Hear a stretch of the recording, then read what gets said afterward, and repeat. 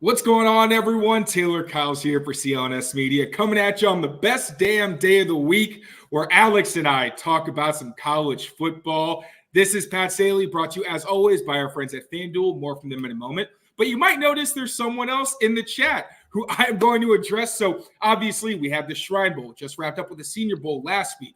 So it's never too late to recap some of these guys, get some potential Patriots fits, and also Damian Parson of the Draft Network does an incredible job breaking down all these prospects on the scouting reports. I used a ton when I was trying to do my little write-ups. I reference your work all the time, man. I'm so excited to have you on. Damian, how you doing? And how was mobile? I know you just got back. Yeah, man, I'm doing good. You know, kind of trying to catch up on some sleep the last couple of days since returning back. It was a very action-packed week, man, going from practice to interviews to, you know, just everything in between, man. But it was great. It was great. The loaded group of talent that Jim Nagy and his staff was able to acquire and to build out that roster, just to be able to see a lot of those guys who are sure to be first-round picks, see them up close in person, and it was a great experience. That's awesome, man. I live vicariously through you. I keep saying that, but next year I'm gonna see you down there. I promise. You gotta come on down, man. You gotta come on down. I will. I'm working on it. This season caught me by storm. Before we get into the prospects, I want to know who you thought were some good fits, some guys that really impressed you. First, we've got to talk about this Gerard Mayo era coaching staff. Now, things have been coming pretty hot and heavy. Today, we had 4 people who either were hired or reported to be targets of the staff. So I don't expect you to know every single name, but so far, from your perspective, what did you think of the Gerard Mayo hiring itself as the head coach? And how do you think they're doing so far in terms of running things, with it looking like Elliott Wolf is the de facto GM and them really going more of the Packers-Browns route, where they're getting a lot of guys who have connections to either Wolf or with Alex Van Pelt, their current offensive coordinator? No, I love the hire for Gerard Mayo. I mean, you get a guy that's been dedicated to this franchise for his entire career as a player, being on the staff with Bill Belichick. But he's a guy that I don't think is going to fall into what we've seen other coaches from the Belichick quote-unquote tree fall into, and that's trying to be Bill. There's only one Bill Belichick. You cannot replicate that, you know what I mean, that level of respect, that level of attention grabbing that he's been able to do for 20 some odd years, right? Whether it's as a coordinator or as a head coach. So I think with Gerard Mayo, being a former player, he knows how to talk that language, especially with these younger men that's coming into the league. I think he'll be able to really be able to grab their attention, develop them as men. But one thing I really loved about it was, like, this is a former middle linebacker who saw a lot of different style quarterbacks, right? Like the Cam Newtons. He saw a lot of guys in this league that where he's going to have his ideal type of thought for a quarterback. And I think that's, for me, is like really impressive, because when you got a guy who knows, all right, what are the advantages and disadvantages of playing a Peyton Manning, a Drew Brees, right, to a Cam Newton or a young RG3, right? Those type of guys, like, when you have somebody who's been in the trenches and had to game plan and actually had to play against those type of guys, he can think to himself, all right, what was the most difficult challenge out of all of them? Who did I hate playing against? What skill set did I hate playing against the most? And I know some people probably be like, well, it's probably Peyton. I wouldn't doubt that it'd probably be like a Cam Newton, because it's like, this is a problem all in itself that you can't really truly game plan for, because the game plan just needs one slip up and now he's out for 60, or he throws a bomb for 70, different things of that nature. So I think him being at the helm, he knows what type of guy he would want on his team, or he'd rather have on his team, that he'd rather face. And I think that's what's exciting for me heading into this draft season with Gerard Mayo. And I love Alex Van Pelt. You know, he's worked with a lot of different quarterbacks from his time in Green Bay, of course, with Aaron Rodgers, spent a couple, a year or two over in Cincinnati with Joe Burrow. But even recently, right, with Cleveland, I think what's special about what happened in Cleveland, he saw 3 or 4 different quarterbacks: Deshaun Watson, DTR, Walker, and then of course Joe Flacco. And it's like, man, those are different style guys, and him being able to still be able to help coach, get these guys prepared. I think that spells good. Feels good going into New England, heading into the draft season. So just to go back to everything you said though about Mayo and the quarterback. Sounds like you think they're going Jaden Daniels at 3. I do. I think Jaden Daniels is the right play here. And I think there was a quote. I think, was it Kendrick Bourne maybe, who made a quote talking about kind of talking up Jaden Daniels, how much he loves his game and appreciates his game. And I think at the end of the day, we see it right with Tom Brady's a unicorn, Peyton Manning's a unicorn. To me, Drew Brees is a unicorn. Those guys are just different, and you don't find them every day. No matter how many pocket passers come into the league, this is a running man's game now. So you need a guy that can create for you when the scheme doesn't allow him to be successful, right? Like when the receivers are plastered, the O-line's starting to leak, there's cracks in the foundation. You need a guy that can create with his legs and either create as a runner or just create second reaction opportunities and windows for your receivers. So then it's a scramble drill. And the defense, as we all know, we see it every Sunday with these mobile quarterbacks, somebody in coverage that's closer to the line of scrimmage gets antsy. Like, I get to get a hit on the quarterback, forget that they're supposed to be in coverage, let their guy go free, and then that quarterback gets the ball out. And I think Jaden Daniels, he has arm talent. And I've compared his straight line speed and acceleration to Lamar Jackson. I don't think we've seen a guy with this level of burst as a runner since Lamar Jackson coming into now. Lamar Jackson, of course, has the pacing and change of direction like a running back or receiver, so that's a little different. But just straight line speed, you pop on the Alabama tape, like he's outrunning some of the best DBs and defenders in the SEC. So I think Jaden Daniels absolutely would be the pick for me at 3. And I just wanted to say, too, huge fan of what you guys do at the Draft Network. You're a massive, massive help to me. I feel like I'm talking to a celebrity here, getting a chat with you. So just one more on the quarterback. Obviously, I agree everything you said about Jaden Daniels. I've said the Lamar Jackson stuff, too. Drake May can move a little bit. He's hardly immobile. He's not Jaden Daniels either. Are you saying Jaden Daniels at 3 because you think Drake May's off the board at 2? If they were both there, would you still go Jaden Daniels, or is Drake maybe a better fit for what Van Pelt wants to do? I think, I'm definitely saying Jaden Daniels because I think that Drake May is going to be off the board by pick 2. But hypothetically, if they were still there, which way would you go? Yeah, if they're both on the board, I'm taking Drake. I love Drake May's game, arm talent, accuracy, ball placement. He's got some hero ballish tendencies, but that's because UNC just wasn't a very good team, right? Like he had Josh Downs last year. And like he had Tez Walker this year, but Tez wasn't available until like week 7 because of the NCAA thing. Bryson Nesbitt, who's actually a talented tight end, but like the offensive line, the run game, run game started getting going this year with Omar Hampton, but like the offensive line was leaky, didn't have a great defense that would kind of help him and complement him. So he definitely kind of fell into some hero ball things, but we see, I think Jordan Love has kind of mastered the fadeaway throw, the fadeaway jump shot, as I call it. And Drake May does the same thing. I think he had a throw like that against Clemson on a deep over from the backside where he just kind of fades and just drops it right in the bucket to his receiver. This young man can make every throw on the field. And I think for him, the main thing is like that Phil Longo system that he kind of grew up in, especially same thing with Sam Howell. The footwork is going to be a big thing for him, getting these guys to not overstride, making sure that you're not super toesy in the pocket, that you can step and throw and get that torque of your torso, keep the front side shoulder closed and everything. Like just do the things necessary to make sure that you're putting the ball right where it needs to be. But I think this is a big ball of clay. And like you said, he's not immobile. I'm pretty sure he's probably gonna run 4.6. I would not be surprised if he hits 4.6. I wouldn't be surprised if he hits like 4.58 because he's got open field speed. And I think this is a guy. I know the Justin Herbert comps are out there. I don't like that comp because Herbert has some crazy arm talent.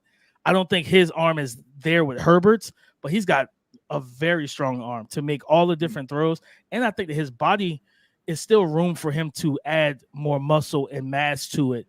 Whereas because for me, I'm always watching him and I'm watching him run. I'm always antsy because he's like, he doesn't get down quick enough sometimes, like into that sliding motion. I'm like, Drake, get down, please. Like, I deal with that crap with Jaden. It drives me nuts. I was going to say, Jaden must drive you crazy. Jaden acts like he's a Madden player with like the injuries off. Like, I'm just like, bro, you can't be doing this. Like, then he turns into Mario player, loses all his coins. Legit. Like, he's taking some crazy hits this year. So I want him to relax, but I also be kind of watching Drake, like, please slide. Like, please, you're a big target. You're 6'4", almost 6 foot. Like, dude, you're a big target. Please get down. You know what I mean? So I think if you're at 3 and if something crazy happened and both those guys are available, I definitely think Drake May will be a better fit for the Van Pelt system, but I think you're good either way. And as I've been able to dive into Van Pelt, it seems like, when his introductory presser with the Browns, talking about Baker Mayfield, his escapability, the creativity, that play extension, he clearly values that. And then with his system specifically, you don't usually see quarterback coaches take a big control over footwork. Usually, everybody's system has certain things they preach. I'm seeing Van Pelt was saying, no, I respect everybody else. I have footwork that I want them to do my way, and we're going to do it because he has that West Coast system, very big on the quick passing game. You want that ball out in timing, and he said more like Mozart than metallic, so he wants that clear rhythm. So quarterback makes all the sense in the world, especially you got him, you got Ben McAdoo, you got TC McCartney, who also has experience coaching quarterbacks and was a quarterback himself. Quarterback makes all the sense again, but we have seen reports the Patriots might go with somebody like Joe Alt with the number 3 pick. My mind has kind of been open to, hey, if this is a Packers-style front office where they're saying we're going to rebuild through the draft, that's where we're going to get better. It's also enticing to say, hey, flip that first. Don't go too far into the first round, but get maybe another future first, future second, some more capital, and really get a lot of picks inside the top 100. So I'm curious your thoughts on some alternative routes they could take. Do you think it would make sense for them to go Joe Alt, considering, with Mac Jones, for everything he did poorly, he also had a rotation at tackle, and you need somebody who can kind of give you that consistency? Or what do you think about maybe not taking a player with that pick and trading back a little bit, like I said, and getting yourself some more capital with there being so many positions that this team needs to fill? I mean, if they decided to go pass on quarterback and go back best player available, I think especially best player available at need, right? So you got 2 big needs right now, 3: quarterback, receiver, offensive tackle. Almost right? all. So you're at 3, so you have you're in a very great spot. I think if you decided to say, you know what, this is a super deep receiver class, we can get some impact players rounds 2 and 3 for sure. I think you look at a situation of, hey, Joe Alt, he's my offensive tackle 1 right now. I came into the season with Olu Fashanu, but Olu's still a little raw with his hand carriage. It's low, wide, which, to be honest with you watch a lot of these offensive tackles, and from some of the guys I've talked to, it's actually being coached that way. It's not the most effective thing when you got Myles Garrett lined up across from you to leave your chest exposed. But you live and you learn. So this is those type of things. So Joe Alt is polished. He's athletic, former tight end, similar to Tyler Guyton from Oklahoma, a guy that's big, 6'6", 6'7", 315, 20 pounds, nimble footed. He's got some stuff he has to work on with his lower body. Even with his stance, right? Where it's you watch him on tape and his head is lower, his butt is lower, is higher than his head. So it's you want him to kind of get that knee bend a little bit so you can fire off. Because then when your head's down, you can't see the direct weapon or direct defender that's in front of you. So if you're uncovered, that defensive end is more of a 6 tech in terms of outside of your shoulder, and you got a linebacker there, or a linebacker shifts over. If your head's down like that, and you're kind of, you're not able to see the fire off. You can't get to those, and that allows those guys, and I've seen it on tape, it allows those second-level defenders to see you coming and know that you're on the way and avoid you and evade you. You know what I mean? So you want to get them, get that stance worked out where his most muscle memory, bend the knees. Is like I said, his torso or from his waist down is sky high. It's up, his head's down. So you want to work on those type of things. But, man, hand placement, hand strength, recoverability, he has all of those things, right? You're not – and with a guy with his frame and his arm length, you're not going to win inside track a lot of times. So it's you want to have to wide nine him, wide angle rush him to where you can pull him on that island. But even then, he has that arm length to where if you do try to cross face or Euro step, as I call it, he's got that inside hand ready for you. So I think that he could be a cornerstone left tackle in this league for a decade plus. He's very, very, very good. And if they decided to trade back, I mean, of course, the team that I think would be probably most pleasing to move up will probably be the Atlanta Falcons. They've put themselves, and I mean, I would probably say if you're a Falcons fan, you're probably glad that Arthur Smith is gone because you've been in no man's land in the draft for the last 3 years, right? Where you've drafted Drake May, and then because I think it was last year, this is the 3rd year in a row they've had the 8th pick, where you could not you're not in position to get a quarterback. So if they wanted to say, you know what, let's trade back, get a king's ransom because moving up from 8 to 3 for a quarterback, oh yeah, you're gonna have to give up a lot of return. Rob him blind. First, send me a player, give me a second round pick. You're going to have to send some things for me to even pick up the phone. You're going to send it through text so I can read it and make sure that, you know what I mean, we're on the same page. None of those green bubbles either. I want the blues. So it's like, you know, if the Patriots really do want to just build through the draft, you can go ahead and stash draft capital. You can look and say, you know what, maybe we pass on a first-round quarterback, right? And maybe we look at a Spencer Rattler in round 2. Maybe we look at some of the quarterbacks next year. When you think about the Quinn Ewers, the Shedeur Sanders, Jalen Milrose of the world, those type of guys where you say, all right, Mac, we're going to give you protection and weapons. If you still go out there and you don't take care of business, we're cutting the cord. Like, this thing is done. You know what I mean? So I think that's where they could go. This is why I love talking to you, man, because I'm trying to say it's not that crazy to think that Mac could be the starter next season. Like, this is the year where Mayo said, hey, it's a clean slate. We're starting fresh.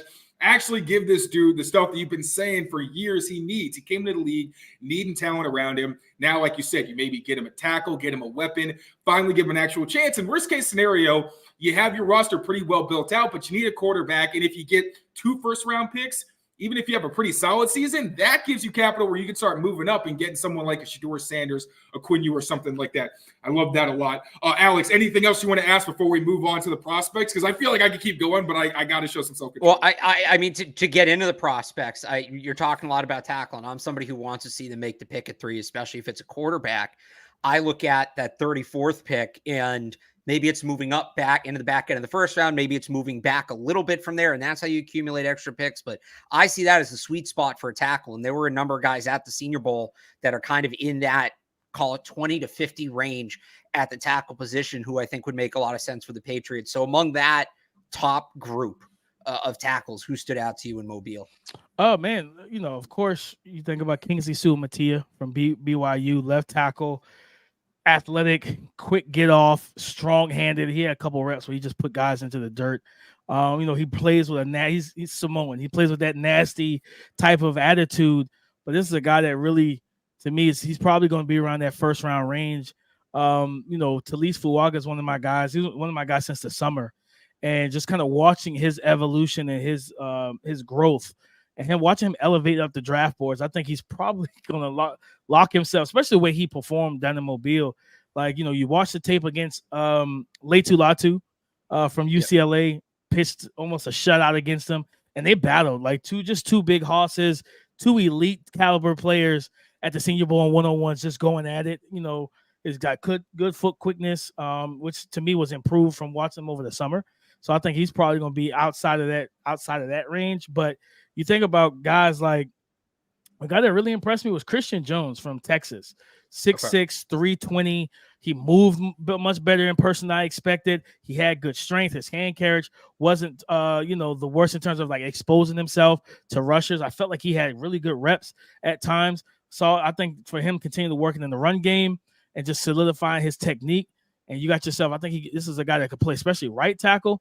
But, you know, as well as if they wanted to wait, right? If they really truly needed to wait a little bit later, because you think about guys like, you know, Javon Foster, who plays left tackle from Missouri, 6'5", 320, physical. I'll never forget watching him go up against his teammate, Darius Robinson, in kind of a run blocking. And it was just like the level, you could tell these guys knew each other. Like the level of physicality at the point of attack as collision players. It's like, that's what you want to see. This is a guy's going to bring a type of attitude in terms of the run game to your offense. He can play some guard if you want him to, but I think that he's capable of playing tackle, whether that's left or right. But I'm gonna throw out a name, and unfortunately, he won't be able to do anything this draft cycle because of an injury, and that's Yale's Kieran. I always mess up his last name. Emma Gadeji, 6'5", 320, athletic, powerful, good arm length. Talking about a guy that pops off the ball at the snap, gets vertical in the run game. He loves to pick off those second and third level defenders, athletic as a puller. He could do a lot of different things. And it sucks because everyone expected him to be down in Mobile, but he had, I think it was a quad injury or something like that, that took him out for the rest of the season and then the draft cycle. But he should be ready come training camp and everything. But if you have to wait, if you needed to grab a guy, like I said, third round, somewhere in there, 100%. This is a guy I'm taking the flyer on. This is a guy I really believe in. I know people love to, level competition. And it's like, yeah, but you look at the ability, like, you know what I mean? And you look at what does he bring to the team and what can I teach you? What can't I teach you? And, if it's some technical things, I think that's probably his main thing is just hand techniques and stuff like that, punch timing and whatnot. I think that's where you go. You might hope that Troy Fautanu from Washington, who pulled out of the Senior Bowl, Jim has told me he has over 34-inch arms, so he passes the NFL threshold. This is a guy that, to me, as much as people want to play him at guard, he can play tackle to me. And I think the main thing you want to tell him is he's an aggressive repeat puncher. Whereas, just like boxing, it's like, hey, be controlled with your hands. Once your hands land, grip and latch. He'll just keep punching. And so his hands will be a little erratic.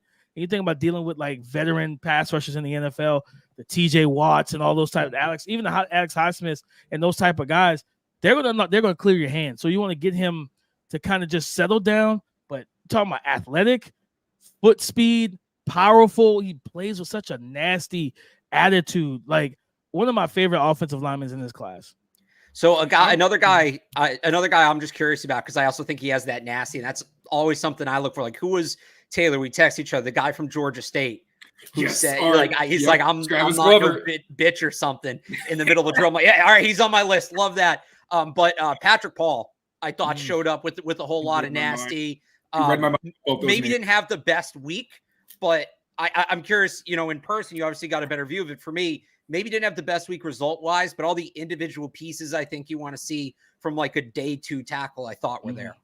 No, 100%. I remember watching him in individuals. It was about to be, I think, one-on-ones, and he was just kind of working on his pass set.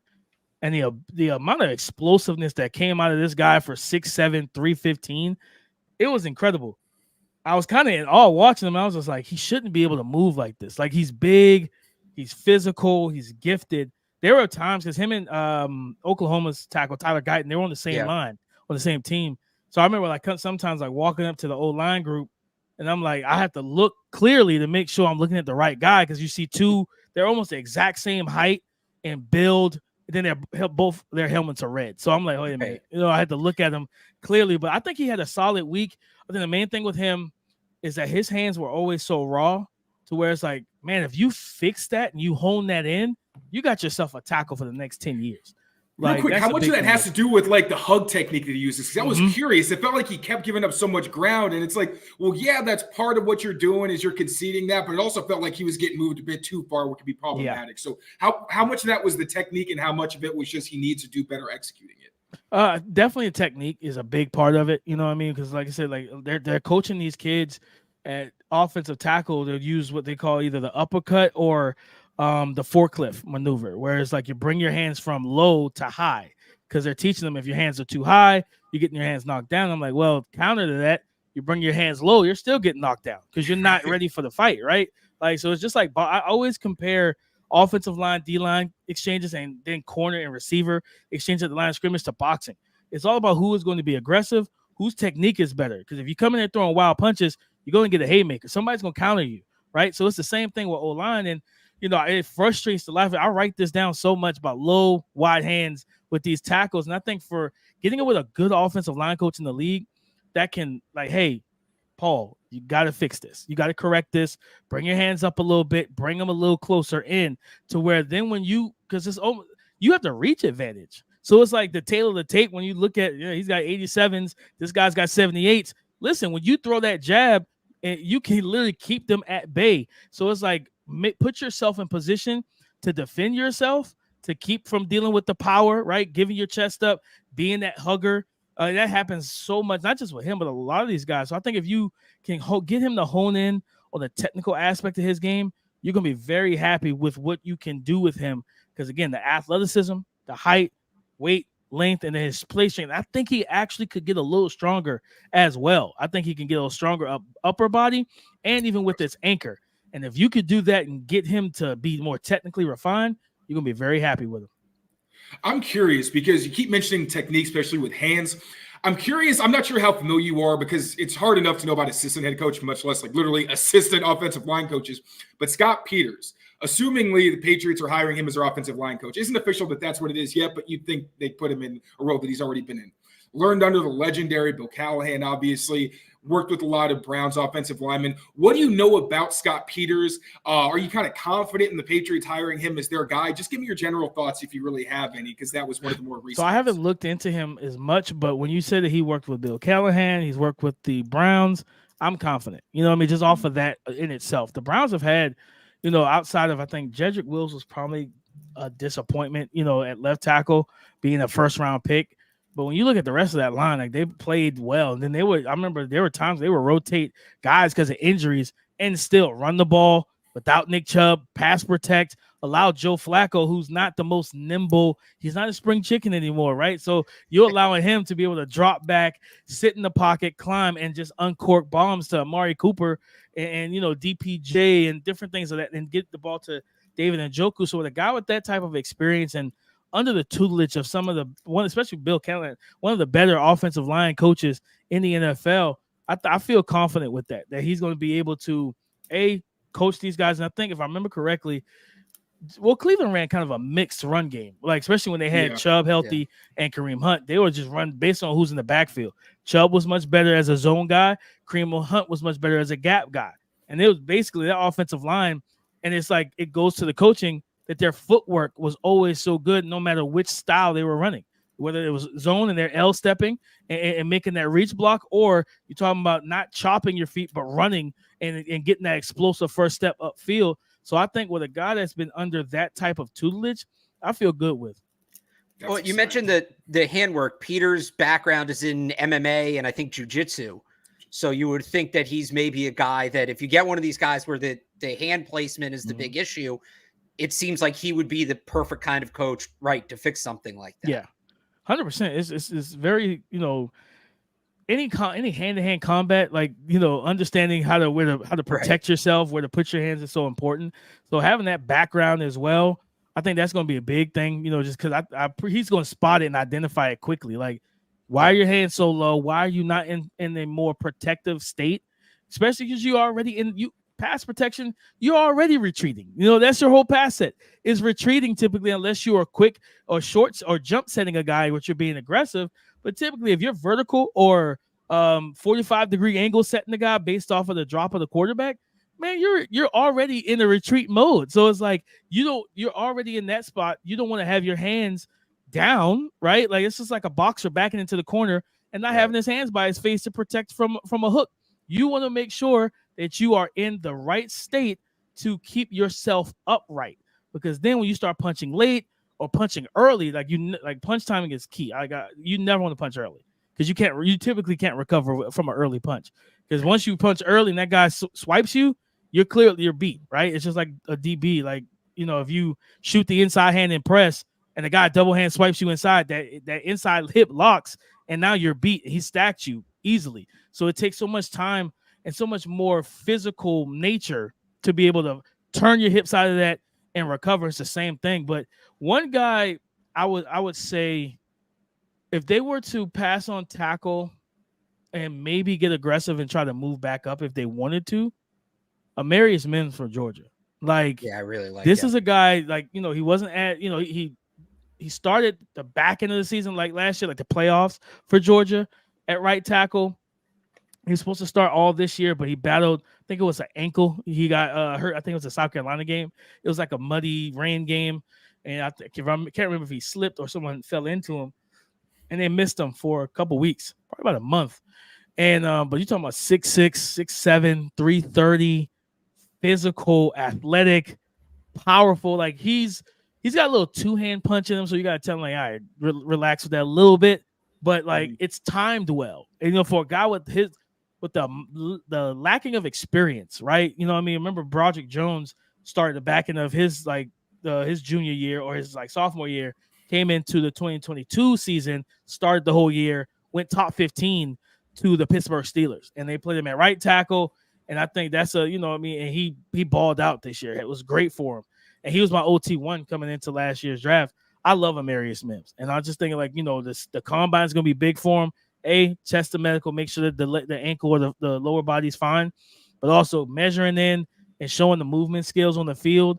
Like he's a guy that where I think, especially with Talise and with all these different tackles at the top, this is a guy that could slip down towards the back end of the first right now, at least.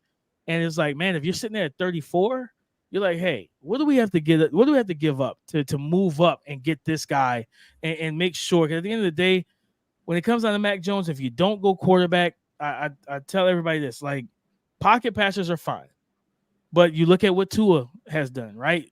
What did Tua need? Offensive line, ton of weapons, things like that. I know Dolphins fans don't want to hear me say stuff like that, but it's the same thing with Mac, right? Where physically they're limited. And now for me, we talk about on Locked On NFL Draft, I'm a traits guy with quarterbacks. I'm a traits because at the end of the day, I think about getting older when you're in your 28s, your 29s, your 30s, and then that, your arm is already been mid-tier and it starts to decline. Then we got a problem. But it's like the kind of, I like guys who are, if you're LeBron James of sorts, if you're the Michael Jordans of sorts, where you're athletically gifted to where the technical spots I can get you to.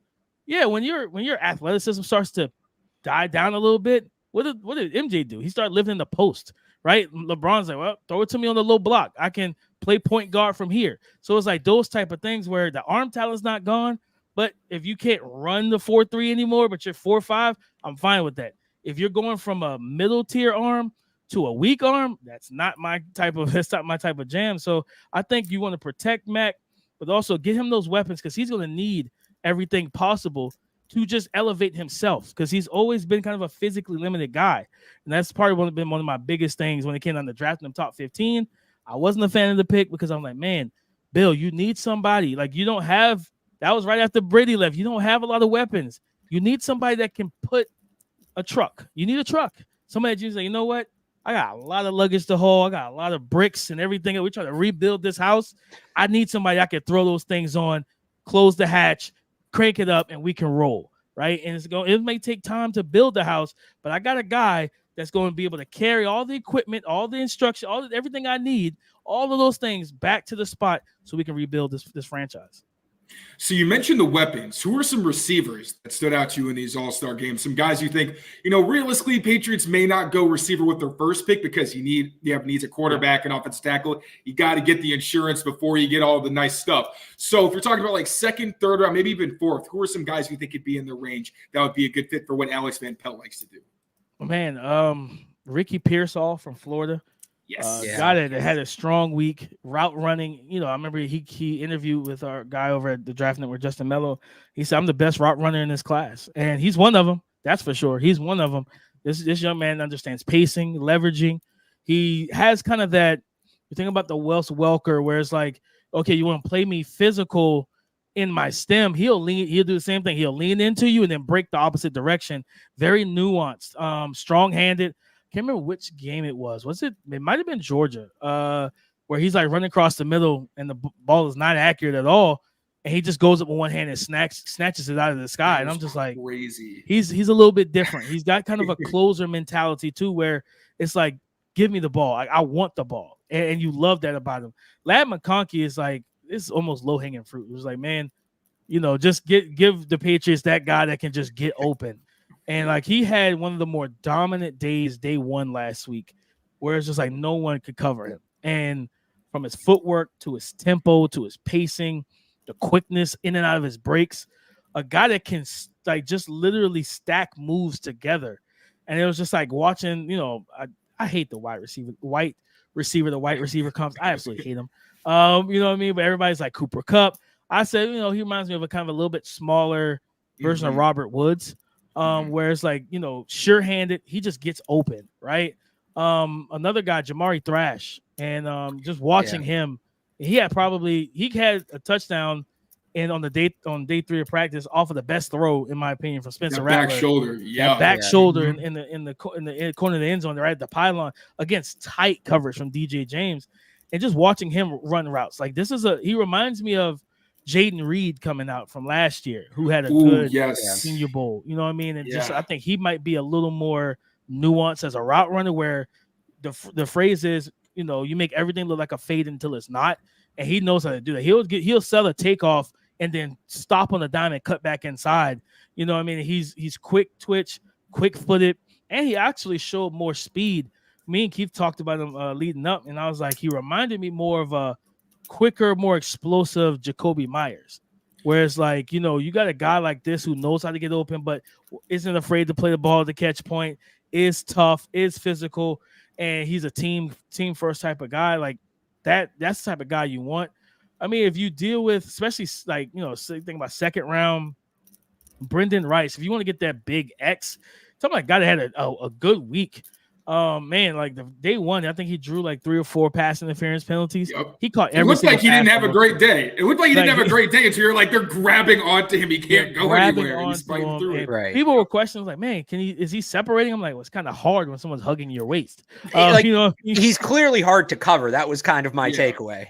Very difficult to cover because like guys panic because he does the same thing. He sells the vertical takeoff very well to where you don't know when he's going to plant and cut in the opposite direction, whether it's an in breaker, an out breaker, or even on a post. And all 3 of those times that I think it was one of the kids from Penn State that he panicked at the top of the route every time, and he grabbed him. He fought through it, and I was actually talking to one of the DBs out there, and I was like, "Who's been one of the toughest covers for you?" And he was like, "Man, like Brendan, you see, you see him up close." I was like, "Yeah." He's like, he's 6'3", almost 215. He was like, the way he looks. Yeah, no, that's real. Like he's very strong. He was like, you can't play physical with him like that because he entices it. He wants it. So it's like you think about those bigger receivers who I think to me, he reminds me a little bit of Michael Thomas coming out of Ohio State. And so it's like I think he might have a little bit more vertical speed, but ball skills, he's completely different from his father, Jerry Rice. Jerry was that route running nuance guy. This is a big, strong, strapping kid that says, you know what? Every pass should be thrown to me. And, you know, he's quick-footed, but also he has good vertical speed, and he tracks the ball well. You know, he plays well through contact. He blocks well also. So, you know, think about, you know, if going to a Gerard Mayo-led team, like you're going to have to sell out for everything on offense. You can't just be out there taking plays off. And I think Brendan Rice, 3rd round, you can get yourself a legitimate X receiver to go with, you know, Pop Douglas as a slot. And then if you can find, which in this class with the Jalen McMillans, the Jalen Polks, you can find a deep threat in this class, bar none for sure. The Jacob Cowing, stuff like that. Guys who are going to run 4.3, 4.4. I think that, you know, you can really elevate Mac heading into 2024 if that's the quarterback. If it's not, and it's Jaden Daniels and whatnot, you still feel really good about putting some young pieces for him to grow with.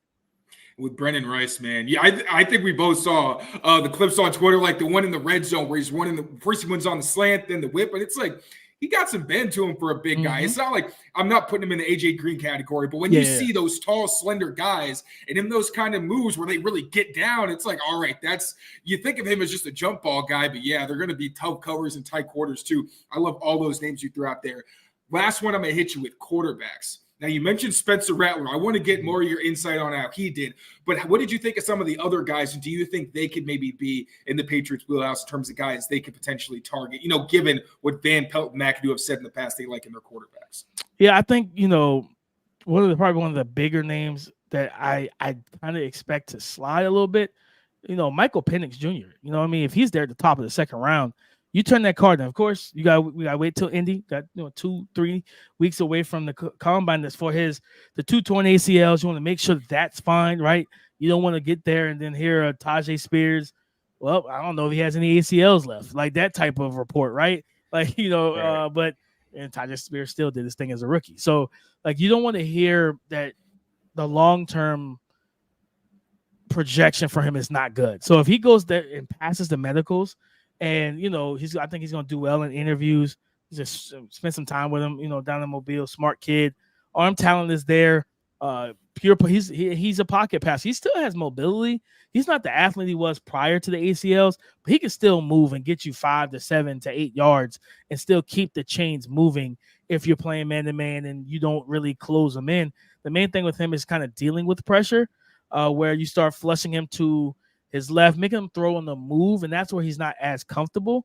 But, you know, you're talking about being able to protect him. If you were to pass on quarterback, You go Joe Alt round 1, and you get this kid, this young man in the top of the second round.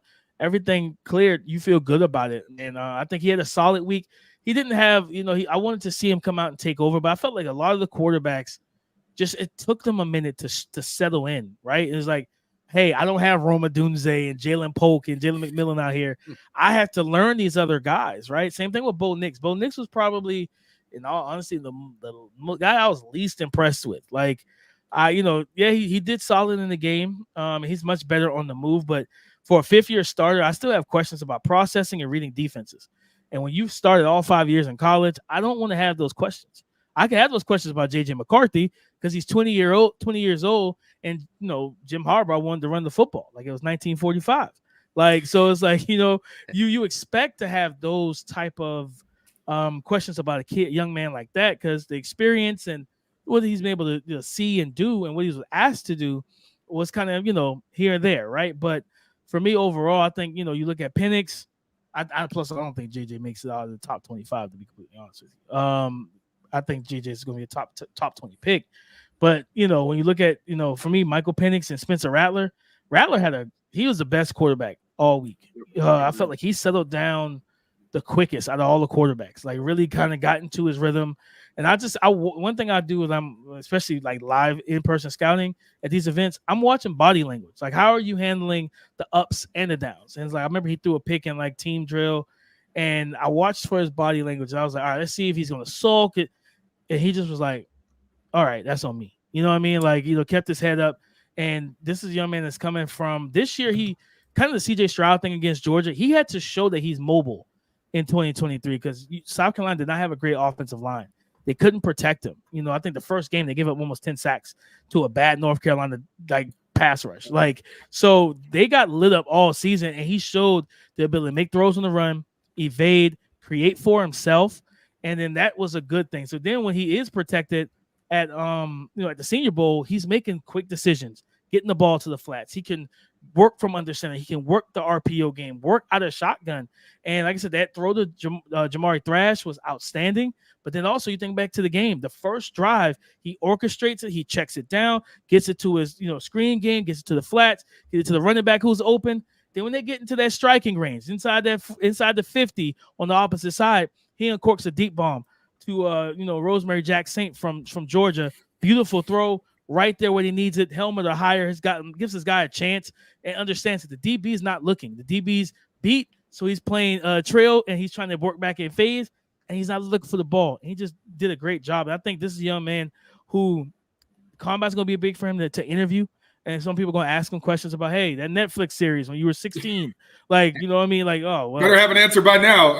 Right. Like, you know what I mean? Like, oh, great, guys. I'm like 22 years old now. Thanks. So it's like having to answer those questions. I think if he does that well, his whole attitude, man, the whole week, it was a business trip to him, but you also saw him just kind of be loose where everybody else, I felt the whole week was just tight. He was dancing. He was vibing. He spent time with fans after practice, making sure he tried to sign as much stuff for the kids who were calling his name the whole time. I think this is a guy that would absolutely fit with Gerard Mayo if they were to pass on QB early on, because he can make every throw in the book. This kid has a strong arm, and with his accuracy and mobility, I think he's going to be a nice starting quarterback in the NFL. And how do you feel about his processing? Because like everything I've heard about him as a person, like not just all the stuff that, you want to hear, but also just like teammates love him. He knows people in the building. Like he definitely seems like somebody who could come in and be the kind of future franchise guy. But again, processing, not exactly older, but still somebody where you kind of hope to see more from him than what, I've heard about and seen on tape. So do you think that's an area of his game that you could expect to reasonably improve? Or is that something that you really do want to have him sit and maybe kind of get up to speed before he's thrown out there? No, I think it's something that he's going to be able to improve. He's shown the maturity where it's like he's kind of has that working man mentality where it's like I'm going to put in the work regardless of whatever's going on around me.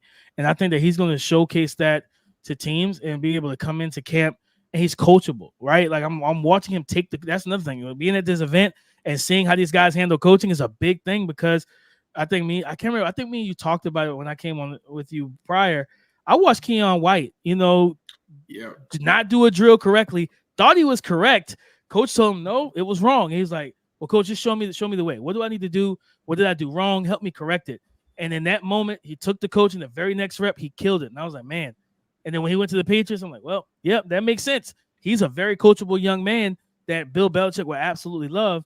And clearly he did, right? So I think with Spence taking the coaching that they gave him, understanding to orchestrate the offense, or you see some guys come out there and kind of freelance, even with the plays designed to go somewhere. And I didn't feel that from him. So I think his processing with him being such a hard worker, I think you should expect the processing to get better and to get quicker. I think the main thing is just getting them with the right coach, which I think Alex Van Pelt would absolutely be a good coach for him.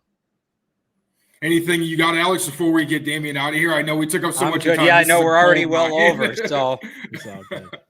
All right. Well, thank you so much, brother. Please let the people know where they can find you and give us an update on what good stuff you got coming down the pipeline. You know, we'll be locked in. Of course, Twitter, or X, as people call it. You can find me there, DP_NFL. Host Locked On NFL Draft 5 days a week, Monday through Friday.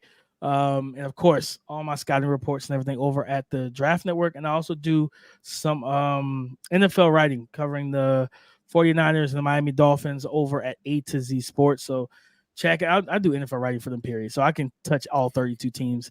It just depends on if I have an angle or not. So you can check out all my work in all those different places. I'm basically everywhere. You're the best, DP. Thank you so much. We're going to have you back on at some point. We just got to give you a good topic. You can go nuts. All right. We will be back to talk about some of the Patriots' flurry of hires today. But before we do, a quick word from our friends at FanDuel. We'll be back. Happy Super Bowl to all who celebrate from FanDuel, America's #1 sportsbook. FanDuel has so many ways for you to end the season with a W. Not only can you bet on who will win Super Bowl 58, but FanDuel also has bets which players will score a touchdown, how many points will be scored, and so much more. New customers join today and you get $200 in bonus bets if your first bet of $5 or more wins. Just visit FanDuel.com/Boston to sign up. That's FanDuel.com/Boston. Make every moment more with FanDuel, an official sportsbook partner of the NFL. All right. Oh, let's switch the format there. There we go. All right, Alex, we had, as I mentioned, a ton of coaching hires today. We had 3 official hires. We had 1 person who the Patriots are apparently in talks to add to their staff. We'll go with the first of the hires. Well, actually, we could, if you want, start with Ben McAdoo, if you got any thoughts on him, because he was hired, I believe it was really made official yesterday. So what did you think about that one? Anything new since we kind of heard the rumors that he might be tied to the team? Yeah, it's not my favorite hire. Look, we talked about the need and the want to get somebody with head coaching experience on the staff. I was thinking more of a Frank Reich kind of person who, had a certain level of success. I think McAdoo did okay as an offensive coordinator in New York. It did not go well as a head coach. He did not make it through 2 seasons. And a guy that didn't have a ton of success hands-on working with quarterbacks. And my worry was he was going to be the de facto quarterbacks coach. Now it looks like that's not going to be the case. I know that there's the things out there about him identifying quarterbacks. Identifying quarterbacks and developing quarterbacks are 2 different things.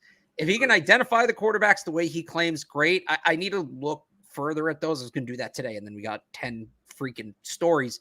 I don't know. Some of it to me reeks of Bill Polian saying he knew Brady was a first-round pick. Like, it's easy to say it now. But if I think the real value in McAdoo, and it's going to sound stupid to some people, but this is really what I think. And I think this is important. Look, Tom Coughlin's not Bill Belichick, but Tom Coughlin was a franchise legend. He's probably the greatest coach in the history of franchise, at least in the modern era of the New York Giants. He was there for a long time. He won. He was highly respected. Replacing somebody like that is not easy. He's done it. It didn't necessarily go well, but he's traveled those roads. He's had that experience. And that's what, and I think that extends beyond head coach. Obviously for Gerard Mayo, that's big, but even for, I think, guys like DeMarcus Covington, like Alex Van Pelt, being a part of the first post Bill Belichick staff, I think comes with a certain level of weight that you're just not going to get anywhere else. So having a guy who's kind of navigated that before in Ben McAdoo, I certainly think adds something to the staff. That being said, I still want to see them fill out all the positional coaches. I still want to see them hire quarterbacks coach, running backs coach, wide receiver, tight end, right? Yada, yada, yada. But to me, if McAdoo adds value, it's there. It's just kind of being a veteran voice in a difficult situation. And one thing I will say, in I guess not really McAdoo's defense, Is that your but cat? yeah, she jumped on my lap. I think she jumped over the gate there with you guys. So if you see it, Dale, that's probably why. But in McAdoo's defense, one, like you mentioned, he was respected enough by Tom Coughlin that he was his successor. I don't think that's any small thing. Also, of course, had success when he was with Green Bay. Now, Aaron Rodgers makes that pretty easy, but you can take it one of two routes. Like you can go, the Nathaniel Hackett route, where, okay, was he just a yes man where he kind of did whatever Aaron wanted and then just kind of rode his coattails? You could say that. But also the fact that he went to another organization and still had success. I think he also helped Eli Manning in one of his better late seasons. Also identified the fact that Eli Manning was on the decline and tried to elevate Geno Smith. And obviously that was a huge disaster because everyone poo-pooed the idea because Eli Manning was a franchise legend. He was kind of one of the guys that was like, maybe we should move on from this guy. So in terms of identifying talent, stories like that make you think, okay, maybe there's something there. And then you think of his recent track record. So like, to be fair, those Giants teams were not good. It's not like he was working with a whole lot of talent. If we're just being totally fair, because you can judge a head coach, and sometimes we forget like what they're actually working with.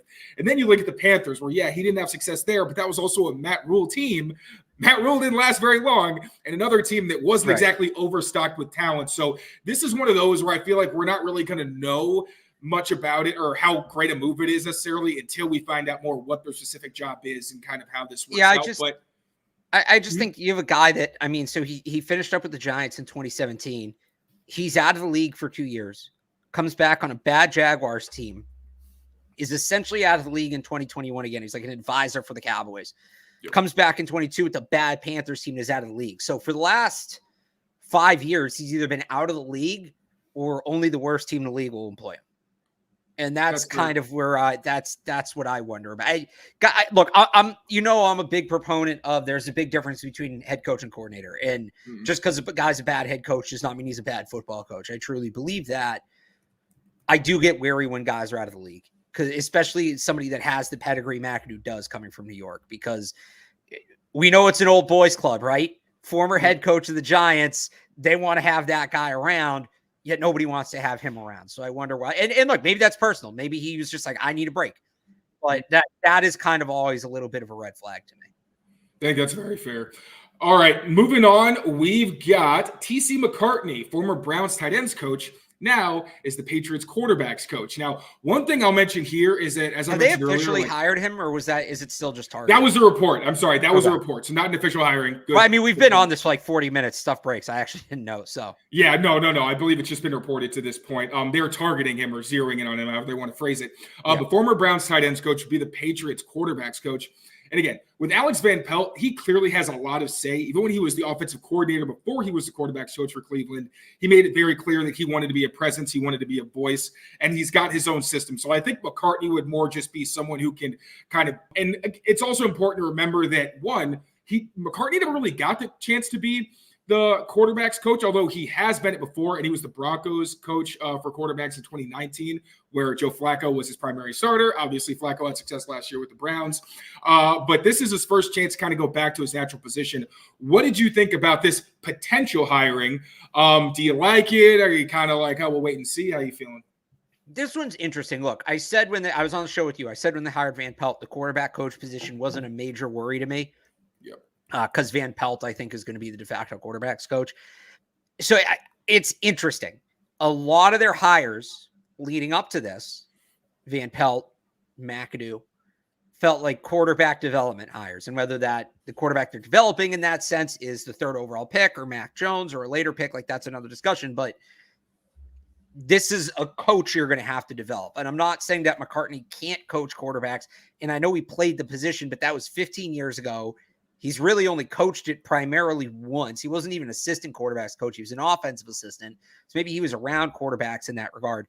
This, to me, I wonder if this is a case where Gerard Mayo or Elliott Wolf or somebody went to Van Pelt and said, hey, if you're going to leave in 2 or 3 years and become a head coach, we want you to have somebody on staff who you're developing as your heir apparent as offensive coordinator. And that, to me, is McCartney. Like, he's a young guy. He's worked with multiple positions. You add quarterback to the resume of having been a tight end, having been in San Francisco with Shanahan, having been a general offensive assistant, and like all the pieces are there. You look at his resume, all the pieces are there to make like a very logical offensive coordinator candidate minus quarterbacks coach.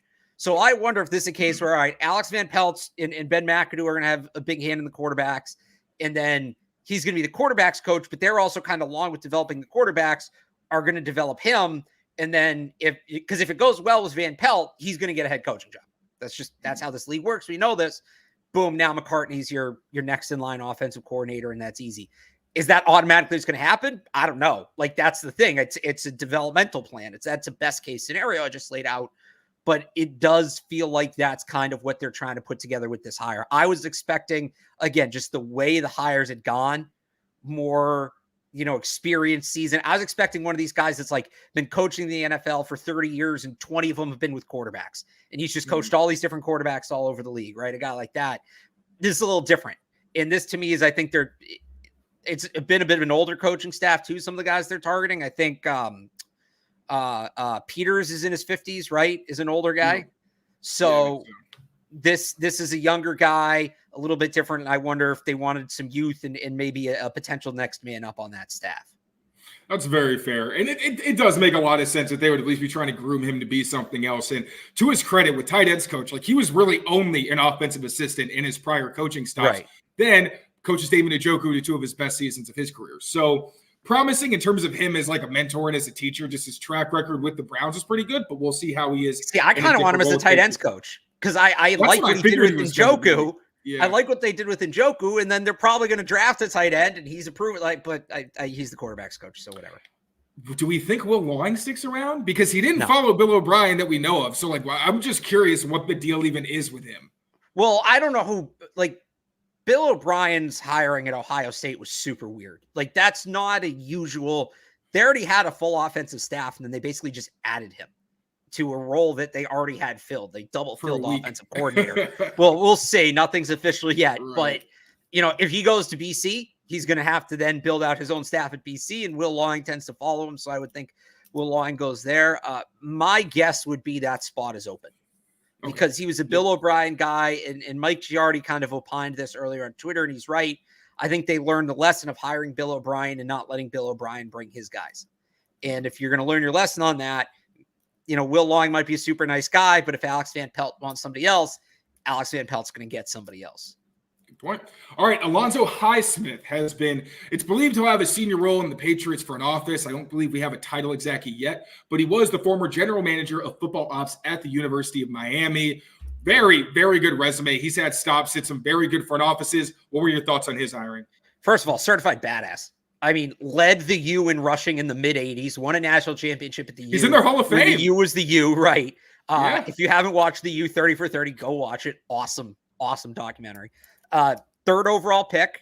So a guy who knows a thing or two about the third overall pick, right? Which the Patriots need. Was a boxer for a little bit. He fought Mark Gastineau and knocked him out. Like, so our friend Mike Cadlick is doing the Patriots coaching staff vibes, right? We may need to add Alonzo Highsmith to the vibes check, even though he's not technically a coach. Black and white picture of him throwing a jab. No, it's in color. It's in color. I saw him. I saw the pictures recent of him fighting. I think it was like late 80s or late 90s. But he's a really interesting hire because he was doing a lot at the U, and the U had a good couple of years, especially in terms of recruiting. Obviously has the familiarity with Wolf, was with him in Green Bay, was with him in Cleveland. The staff definitely has former players, kind of that box checked. Front office, and look, it's nothing against Matt Groh and Elliott Wolf. He had a bunch of nerds. Like Cameron Williams played in college, but like you had guys that came up in scouting. You didn't have a lot of guys that had that high level playing experience. And I think that's important. Even if it's a guy that played 20, 30 years ago, not everybody, I know like people say, oh, well, does that mean certain people? No, not everybody on your staff needs to be a former player, but you should have some. And so he definitely adds, he's a guy that's been around the game for 40 years. He's seen a lot of different football in a lot of different ways. I think having that kind of experience, that kind of background, just as an advisor, and I think that's what his role was. It was like senior personnel advisor or something, or senior personnel executive. Good addition, good solid addition. Agreed. Keep moving through these. Bobby Brown, another addition to the front office, who was formerly on the Texans Associate Director of Football Administration, where he's dealing with a lot of their salary cap stuff. Also spent 7 years actually working in the Patriots front office and got his master's degree in athletic administration from BC. So he's very much a New England guy. What'd you think about him? I feel like he's probably the guy we know the least about right now, other than the whole like salary cap background. Yeah, I don't think he's like a football hire. This is he's the administrative side. So, the closest he gets to football ops, I think, is managing the cap. But like when he was with the Patriots, he worked in the equipment department. He worked with the travel department. I think he's more of a logistics guy than anything else. All right, Scott Peters. So we already brought him up earlier in the show. Another guy, we don't know what his role is going to be yet, but he's on the Patriots staff. You'd assume he's going to be the offensive line coach because he did work under the legendary Bill Callahan for so long. What were your thoughts? Because I know you love his jiu-jitsu background.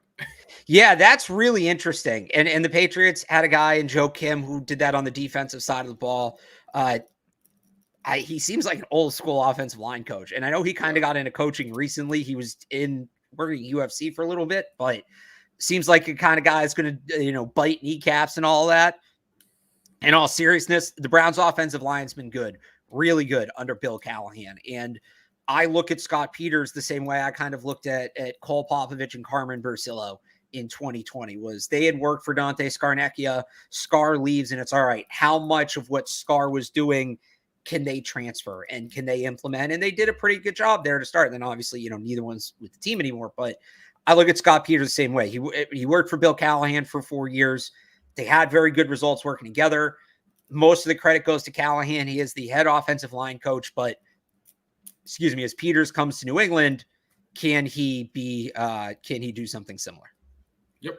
All right. The last one we'll close out with is Elliot Wolf. Ian Rappaport, in not so many words, basically said that Wolf is a de facto GM, that he is going to be leading the charge along with other members of the front office, but it's mainly going to be him. I don't think we're really surprised by this. I know that he and Matt Groh are performing tasks that are opposite of what their duties are. It's like Groh is doing what Wolf's job should be as director of scouting, and then director of player personnel, Wolf is doing what you'd expect a director of player personnel to do. In addition to that, he's the general manager, kind of without the title because he's so involved in the staff hirings. What were your thoughts with Ian's report? Yeah, you're spot on with the flipping the titles. And look, at this point, NFL teams, they change titles in the offseason all the time, and it usually doesn't get made public for a little bit. To me, the titles are just holdovers from last year. They'll get straightened out, but it does seem like they flipped the roles. Matt Groh is going to handle the lead on the scouting, but it's Elliot Wolf's show. All right. That pretty much does it for us. Thank you all so much for watching. Alex, before we get out of here, let people know you got anything coming down the pipeline we should be looking out for? Yeah, 98.5thesportshub.com. I have reactions to all the news today, and I'm literally going to close this window and jump on with Brian and do an immediate an emergency Patriots beat, like within a minute of this ending. So I will be watching. All right. Thank you, buddy. Thank you all for watching. Take care of yourselves.